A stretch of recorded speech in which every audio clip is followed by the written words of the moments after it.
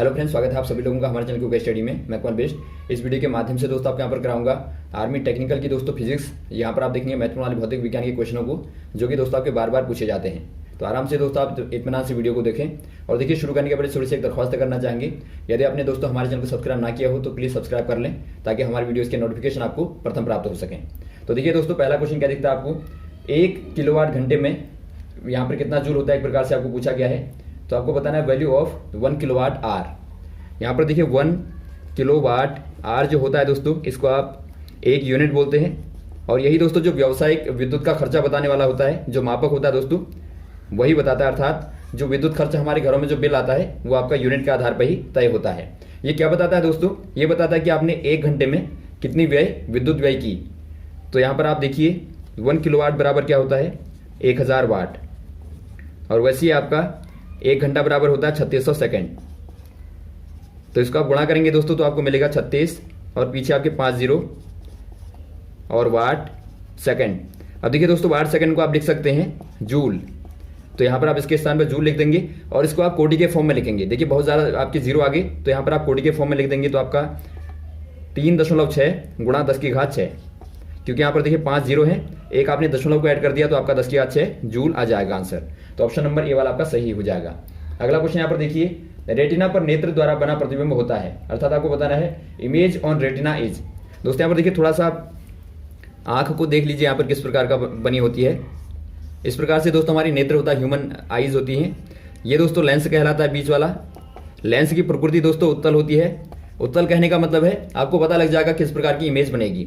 और ये जो पीछे वाली दीवार है यहाँ पर जहाँ पर आपका प्रतिबिंब बनेगा, ये रेटिना कहलाता है, ये वाला भाग। और ये वाला भाग दोस्तों कॉर्निया कहलाता है। यहाँ पर ही ये कॉर्निया है। और ये बीच में जो होता है पूरा कांचाभ द्रव होता है।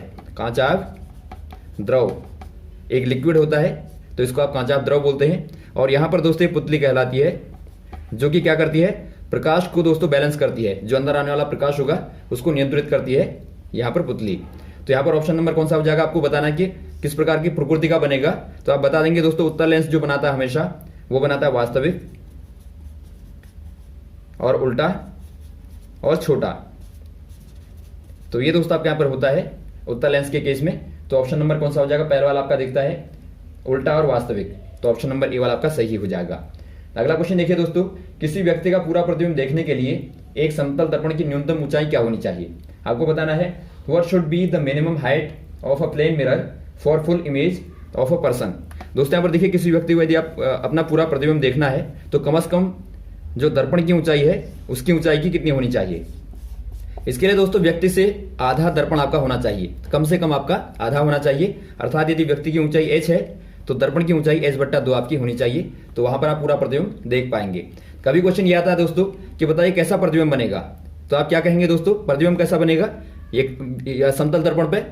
ये दोस्तों आपका बिल्कुल व्यक्ति के समान बनेगा, व्यक्ति के समान बनेगा। तो ये क्वेश्चन भी बार बार आता है कि किस प्रकार का बनता है, तो वहां पर आप बताते हैं कि समान प्रकार का बनता है। तो यहाँ पर आपका आधा हो जाएगा व्यक्ति की ऊंचाई का। तो ऑप्शन नंबर आपका बी वाला दिखता है, तो बी वाले में आप टिक कर देंगे। अगला क्वेश्चन देखिए दोस्तों, प्रकाश का रंग निर्धारित होता है उसकी किसके द्वारा। अर्थात आपको बताना है the colour of white light, या फिर आप कहें light is decided by it's, किसके द्वारा होगा दोस्तों, ये आवृत्ति के द्वारा होगा, या आयाम के द्वारा, या आवर्तकाल के द्वारा, या तरंग दैर्ध्य के द्वारा। दोस्तों यहाँ पर देखिए जो प्रकाश होता है इस प्रकार से आप मान सकते हैं, बहुत ही वेव के फॉर्म में आता है। तो ये दोस्तों आपकी जो ऊंचाई होती है ये आयाम कहलाता है। जो सिंपल आपकी जो ऊंचाई है ये आयाम कहलाता है, अर्थात एम्पलीट्यूड आप बोलते हैं।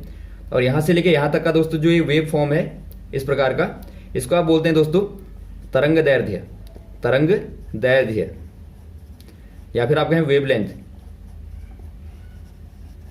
तो यही दोस्तों बताता है कि आपका जो प्रकाश होगा वो किस रंग का होगा। तो आप कहेंगे तरंग दैर्ध्य के आधार पर आप बताते हैं। और जो ये दोस्तों आपके साइकिल हैं, नंबर ऑफ साइकिल हैं दोस्तों, इनको आप बोलते हैं आवृत्ति। आवृत्ति अर्थात फ्रीक्वेंसी आप बोलते हैं। और यहाँ से लेके यहाँ तक जाने में जो समय लगता है दोस्तों उसको आप बोलते हैं आवर्तकाल। आवर्तकाल जो होता है आवृत्ति का व्युत्क्रम होता है, वो आपका आवर्तकाल, या फिर आप कहें टाइम पीरियड। तो ये सारी चीजें आपको मालूम होनी चाहिए। तो इनमें दोस्तों आपका यहाँ पर देखिए तरंग दैर्ध्य हो जाएगा। और आपको मालूम होगा बेनिया पिनाला के आधार पर, बेनिया ह पी नाला, इसमें दोस्तों आपका जो लाल रंग होता है इसकी सर्वाधिक वेवलेंथ होती है, अर्थात सर्वाधिक जो तरंग दैर्ध्य होती है उसकी लंबाई ज्यादा होती है, और वैसे आपका बैगनी की कम से कम होती है। तो ऊपर को आप जाएंगे दोस्तों तो तरंग दैर्ध्य का बढ़ता हुआ क्रम आपको दिखेगा।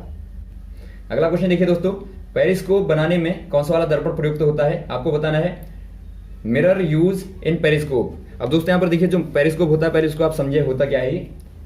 पेरिस्कोप दोस्तों एक प्रकार का यंत्र है। पेरिस्कोप ये क्या करता है दोस्तों, मान लीजिए इस प्रकार से बना होता है, आप इसको देखें पहले, इस प्रकार से बना होता है दोस्तों।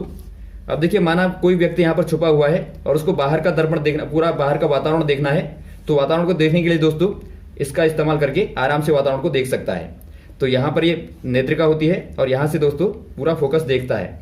तो आप कहेंगे दोस्तों इसमें दो प्रकार के आपके समतल दर्पण होते हैं, दो प्रिज्म यहाँ पर होते हैं, और दो प्रकार के दोस्तों आपके समतल दर्पण होते हैं। दो समतल दर्पण बेसिकली आपके होते हैं, ज्यादा भी हो सकते हैं, लेकिन आपके जो सामान्यतया होता है जो पेरिस्कोप होता है उसमें आपके दो टाइप के होते हैं।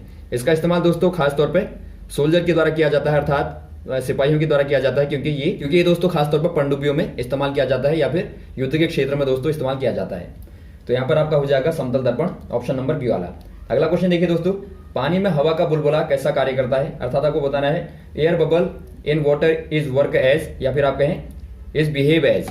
दोस्तों यहाँ पर देखिए किस प्रकार का बिहेव करेगा। आप यदि वाटर बबल को देखें पानी में, पानी के अंदर आपको पूछा गया है तो आप ध्यान देंगे, ऊपर से देखेंगे दोस्तों ये आपको स्फेरिकल दिख रहा है, अर्थात ये एक प्रकार से दोस्तों कॉन्वेक्स लेंस के टाइप का होता है, कॉन्वेक्स के शेप का होता है। लेकिन आपको बताना है कि पानी के अंदर उसका बिहेव कैसा होता है। अब देखिए जब प्रकाश आएगा दोस्तों, इस पर टकराएगा तो यहां से बिल्कुल फैल जाता है, अंदर टकरा के ये फैलता है, और ये दोस्तों एक प्रकार से क्या होता है, डाइवर्जेंट होता है।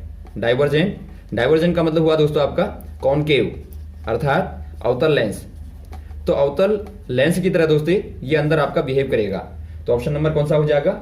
ऑप्शन नंबर पहला वाला आपका सही हो जाएगा, अवतल लेंस। अगला क्वेश्चन देखिए दोस्तों, एक 100 वाट का बिजली का बल्ब 10 घंटे जलता है तो 5 रुपए प्रति यूनिट की दर से विद्युत का खर्च क्या होगा? अर्थात आपको बताना है an electric bulb of 100 watt shine for 10 hours, then what will be the electrical charge if price is Rs5 per unit. दोस्तों यहाँ पर देखिए बहुत ही बेसिक क्वेश्चन है। आपको पहले दोस्तों कार्य निकालना पड़ेगा कि बल्ब के द्वारा कितना कार्य किया गया। आपको दिया है कि जो बल्ब का जो पावर है वो दोस्तों आपकी 100 वाट की है और समय जला है 10 घंटे। तो यहां से आप क्या करेंगे दोस्तों, कार्य निकालेंगे, कार्य बराबर होता है P × T। तो यहां से आप लगाएंगे तो आपका 100 × 10 हो जाएगा, अर्थात 1000 दोस्तों क्या आया, वाट घंटे। तो 1000 वाट बराबर होता है दोस्तों 1 किलोवाट, आपको बता दिया था, और घंटे तो 1 किलोवाट घंटे जो होता है दोस्तों 1 यूनिट, या फिर आप दोस्तों 1 इकाई बोलते हैं इसको। तो इसमें कितना खर्चा होगा दोस्तों, आपको दिया है 5 रुपए पर यूनिट, तो आपके पास में तो 1 ही यूनिट आई, तो आप कह देंगे 1 × 5 अर्थात 5 रुपए दोस्तों इसका खर्चा आ जाएगा। तो ऑप्शन नंबर आपका बी वाला सही हो जाएगा। और इसी प्रकार दोस्तों आप खर्चे को निकालते हैं आराम से।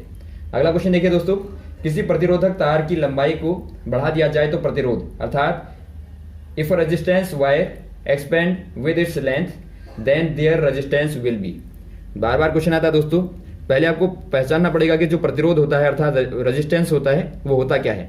दोस्तों यहाँ पर देखिए जो आपका आर का रिलेशन होता है लंबाई के साथ में, माना कोई वायर है, इसकी लेंथ एल है और माना इसकी दोस्तों जो सरफेस एरिया है वो ए है। अब यहाँ पर देखिए आर डायरेक्टली होता है दोस्तों L/A, अर्थात डायरेक्टली प्रोपोर्शनल होगा एल के और इनवर्सली प्रोपोर्शनल होगा ए के। अर्थात दोस्तों यदि आप लंबाई को बढ़ाएंगे तो प्रतिरोध भी बढ़ेगा क्योंकि अनुक्रमानुपाती होता है। लेकिन दोस्तों एरिया के व्युत्क्रमानुपाती होता है, अर्थात एरिया को आप बढ़ा देंगे तो ये घटेगा। तो यहाँ पर देखिए यदि आप तार को लंबा खींचेंगे तो लंबाई बढ़ जाएगी, और लंबाई बढ़ेगी दोस्तों तो जाहिर तौर पर आपकी ए कम हो जाएगा और एल बढ़ जाएगा और प्रतिरोध भी दोस्तों आपका बढ़ जाएगा। तो यहाँ पर आप कह देंगे इंक्रीज होगा अर्थात बढ़ जाएगा। तो ऑप्शन नंबर आपका ए वाला सही हो जाएगा। अगला क्वेश्चन देखिए दोस्तों, रडार का आविष्कार किसने किया, अर्थात हु इन्वेंट रडार। पहले दोस्तों आपको थोड़ा सा रडार के बारे में बताते हैं। दोस्तों यहाँ पर देखिए जो रडार है RADAR, इसका पहले आप फुल फॉर्म याद रखें। इसका फुल फॉर्म होता है दोस्तों radio wave detecting and ranging. अर्थात दोस्तों एक प्रकार से क्या करता है, ये रेडियो तरंगें जो होती हैं उनको डिटेक्ट करता है, अर्थात उनको क्या करता है, लेता है, और रेंज अर्थात उनको फेंकता है दोस्तों। तो ये दोनों काम करता है। इससे होगा क्या, इससे दोस्तों किसी वस्तु का, कोई भी वस्तु मान लीजिए आपके आसमान में चल रही है, मान लीजिए आपका वायुयान ही है दोस्तों, तो उसकी लोकेशन अर्थात उसकी दिशा या फिर उसके बारे में और भी महत्वपूर्ण जानकारियां दोस्तों हम रडार के माध्यम से प्राप्त कर सकते हैं।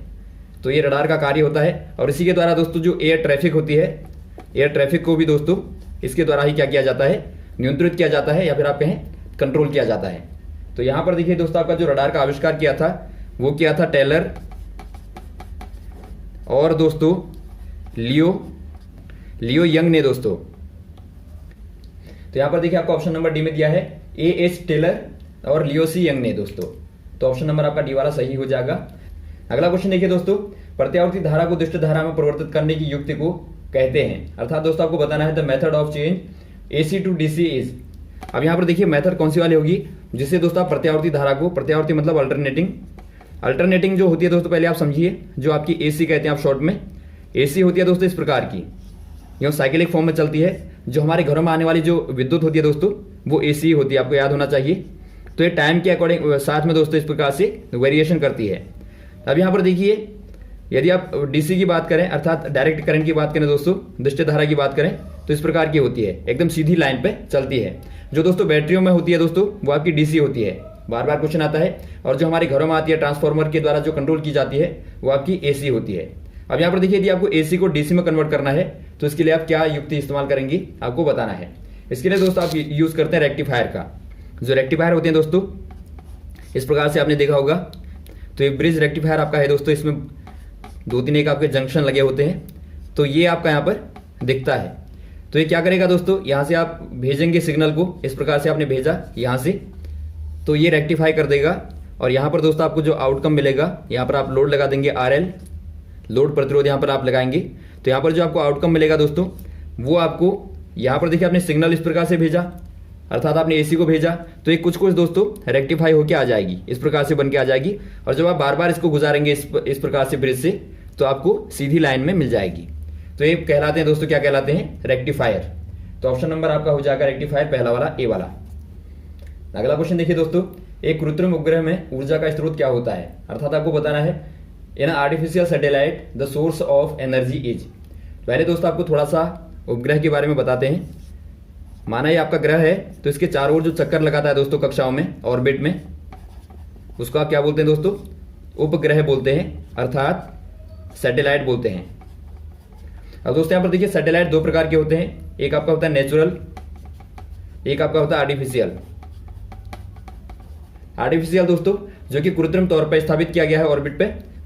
जो आपका नेचुरल होता है वो आपका पहले से उपस्थित होता है। जिस प्रकार से आपका एग्जांपल के तौर पर कह सकते हैं, माना ग्रह आपका पृथ्वी है, तो पृथ्वी का जो नेचुरल है दोस्तों सैटेलाइट वो होता है मून।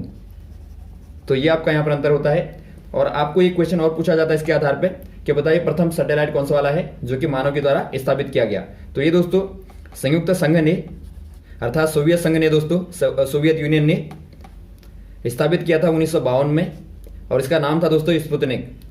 तो यहाँ पर दोस्तों आप स्पुतनिक 1 को याद रखेंगे। ये दोस्तों पहला उपग्रह है जो कि मानव के द्वारा स्थापित किया गया। अब यहाँ पर देखिए जो आपको पूछा गया दोस्तों ऊर्जा का स्रोत यहाँ पर कौन होता है, इसमें दोस्तों आपके सौर सेलों का इस्तेमाल किया जाता है, सौर सेल।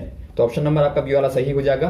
अगला क्वेश्चन देखिए दोस्तों, यदि किसी वस्तु का द्रव्यमान 60 किलोग्राम है तो चंद्रमा पर उसका वजन क्या होगा। अर्थात if a mass of body 60 kilogram then its weight on moon. दोस्तों यहाँ पर देखिए आपको चंद्रमा पर भार बताना है, तो आपको पहले तो भार बराबर पता होना चाहिए। W बराबर होता है दोस्तों mg अर्थात द्रव्यमान गुणा त्वरण। अब यहाँ पर देखिए जो द्रव्यमान आपको दिया 60 किलोग्राम दिया है, और गुणा जो आपका g का मान होता है दोस्तों चंद्रमा पे पृथ्वी की तुलना, तो 1/6 होता है दोस्तों। तो यहाँ से दोस्तों आप निकाल लेंगे चंद्रमा पे g का मान क्या होगा, g बराबर जो पृथ्वी पर होता है दोस्तों आपका 10 मान लेंगे आप। वैसे आपका प्रॉपर 9.8 होता है, लेकिन आप यहाँ पर 10 मान लेंगे। तो 10/6 करेंगे दोस्तों, आप g के स्थान पर 10/6 रख देंगे। तो आपको क्या मिलेगा, देखिए आपको मिलेगा 10 × 10 अर्थात 100 मिलेगा दोस्तों। और एक में आएगा वजन है दोस्तों आपका, तो ये आपका न्यूटन में आएगा। आपको याद रखना है क्योंकि वजन भार दोस्तों एक प्रकार से क्या करता है, बल का ही कार्य करता है। तो इसको आप न्यूटन में रखते हैं, तो आपका 100 न्यूटन हो जाएगा। ऑप्शन नंबर सी वाला आपका सही हो जाएगा। तो ये रहे दोस्तों आपके महत्वपूर्ण क्वेश्चन जो आपने यहाँ पर देखे। उम्मीद है आपको अच्छे लगे होंगे, और भी इस प्रकार के क्वेश्चन को आपको लगातार बताते रहेंगे दोस्तों। यदि आपको वीडियो अच्छा लगा तो आप जरूर बताएं, ताकि आपको लगातार इस प्रकार के क्वेश्चनों को देते रहें। Okay, thanks. जय हिंद, जय भारत।